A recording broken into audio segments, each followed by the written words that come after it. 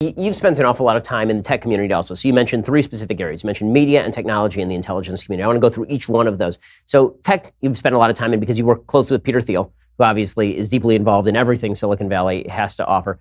I've been complaining for a long time about the inherent biases of places like Facebook and YouTube, and it's pretty obvious to folks, including Dave Rubin, that YouTube has a biased algorithm that demonetizes particular points of view. Facebook has on occasion really punished people on the right for, I believe, political reasons.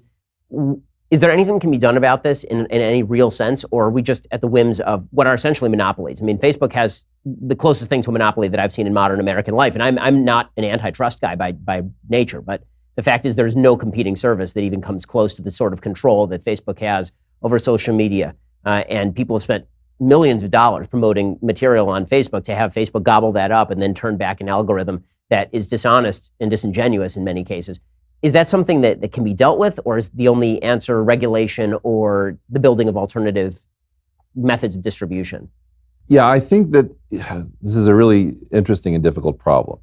I believe that there's actually a set of new problems that came about from the fact that this technology, giving everybody the power of their own newspaper, let's say, to publish their own newspaper, is a new feature of the world. It's not clear to me that free speech can just go on as before because of how big of a shift this particular new idea is. If I get a hold of some very dangerous secrets, before anybody knows it, I can have published it on Instagram or Facebook or who knows what. So I think that there are actually a new suite of problems that are probably going to have to change jurisprudence if we're going to keep the spirit of the Constitution alive. And I don't know what that's going to be, but I think that that's going to be a change. When these companies found that they had these problems, that people didn't want to be on the networks because everything was so unpleasant when everyone was getting all information all the time, I think that they tried to get community policing. Whoever the people were complaining the loudest, if you were complaining loudly, you might become a Truth and Safety Commission member. And so effectively, all of the most noisy, most upsettable folks ended up in these positions of some power and influence.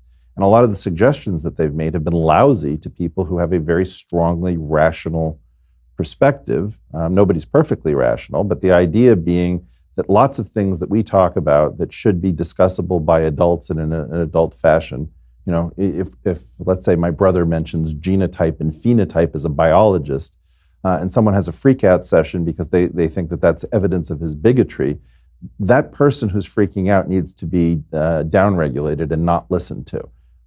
So it's very important that we not overvalue the loudest and shrillest voices.